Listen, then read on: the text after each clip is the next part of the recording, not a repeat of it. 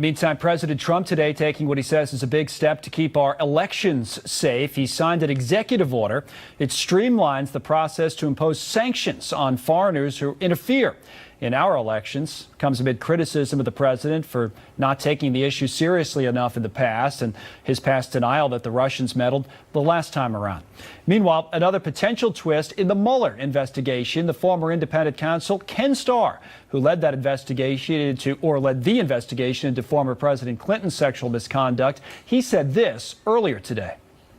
I think a president can be indicted, but that is not the position of the Justice Department traditionally, going back to the Nixon-Ford era and continuing through President Clinton's tenure.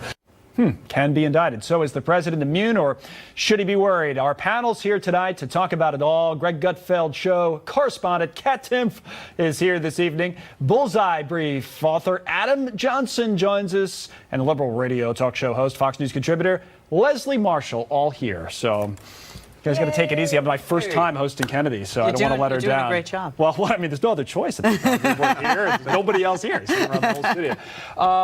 Let's see. So we could start with a couple things. This election interference, the president had been criticized so much, Kat, for not doing enough.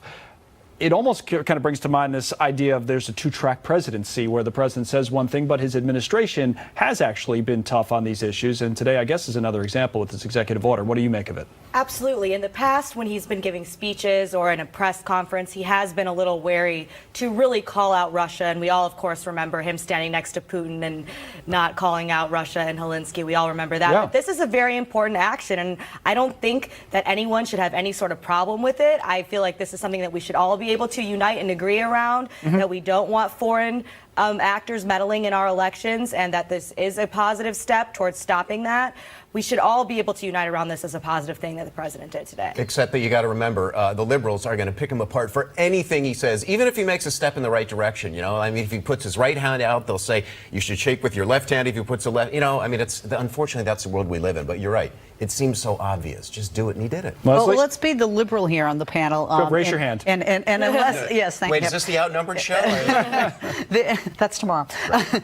Unless Senator Marco Rubio is a liberal and a Democrat, he and many other Republicans are actually not in favor of what the president's done, because this is not only a day late and a dollar short, or let me be more specific, a mandate short. You mean there should have done something the last time around about the Russians? Exactly, but not just that. This does not go far enough. This is not a mandatory sanction. This goes through a bunch of hoops that they have to jump through. Right. There are too many outs, if you will. And so both Democrats and Republicans, not just liberals, are not in favor with the president. Let me couple it's not tough enough. A couple of other things while we have you all here. The Ken Starr comments today got some attention.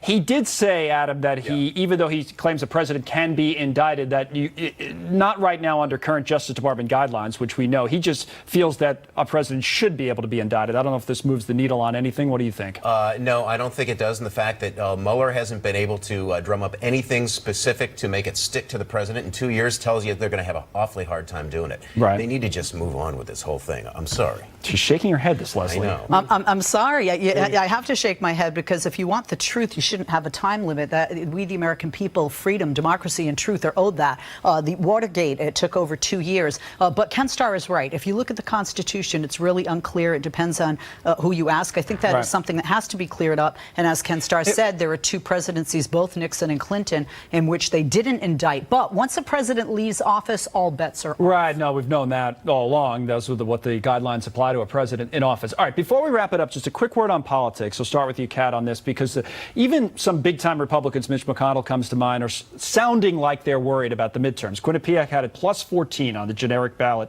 for the Dems on the House side. Some are even worried about the Senate side. How do you see things playing out tonight as we speak? Well, I'm not sure. It's hard to say.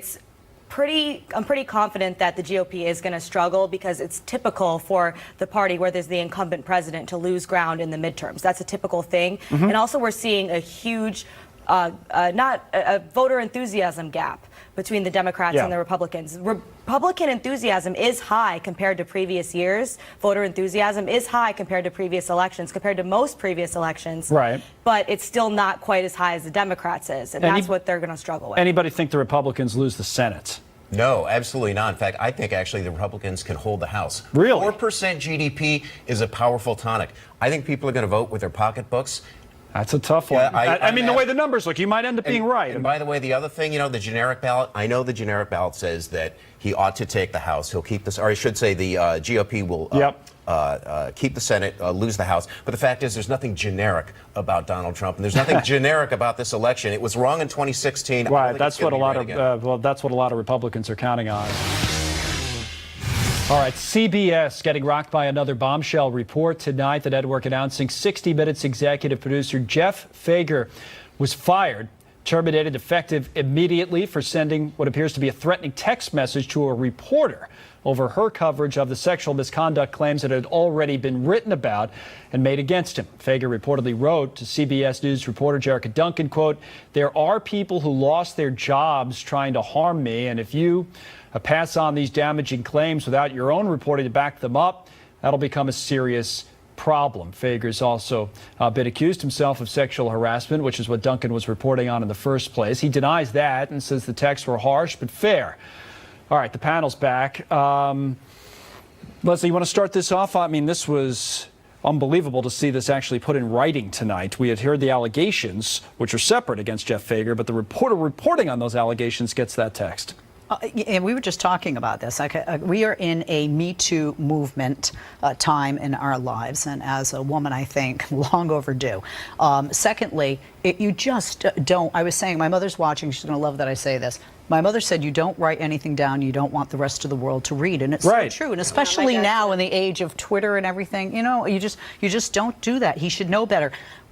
But it's not just writing it down. It's what he said, threatening an individual, and you have these allegations against you to begin with. Kind of point of all this, Kat, and then we've heard this from women and others that say that you know, we're afraid we might lose our jobs if we say something. That's literally just about what he said in the text. And that is a very real fear and a very real problem. These men are predators who have power, and then they use it to take advantage of women who they know don't have that power, and that they can wield that power over them. I'm glad to see he's gone. I'm always glad to see someone gone when they're caught doing something like this, because it's been a long time coming. These kind of men have been abusing this kind of power for far too long, and women haven't had the ability to do anything about it. And it's really great. I think that people are finally starting to listen. Well, it is amazing, Adam, how this business has been changed over the last couple of years. Of course, we know about it at Fox, and it's happened at NBC. And here at CBS, which we're talking about tonight, not only Jeff Fager, just days after Les Moonves, who ran the entire network, and of course, Charlie Rose. Charlie Rose.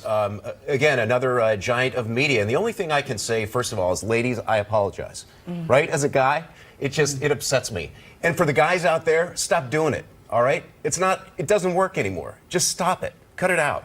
You know, there's just no place for treating women any way other than how you want to be treated yourself. Treat your mother, your sister, the same way. Yeah. It just doesn't hold water anymore. And you know what? These guys should be called out. Never I'm glad did. they're being called out. Never I just should want to have. point Never. out that he's single, and all the women watching right now, I will tweet his number later. No, I'm just joking. That was lovely. All right, that was guys. lovely. Thanks, It's Adam. from the heart. Thanks, I mean it. Leslie, Kat. Good to see all of you.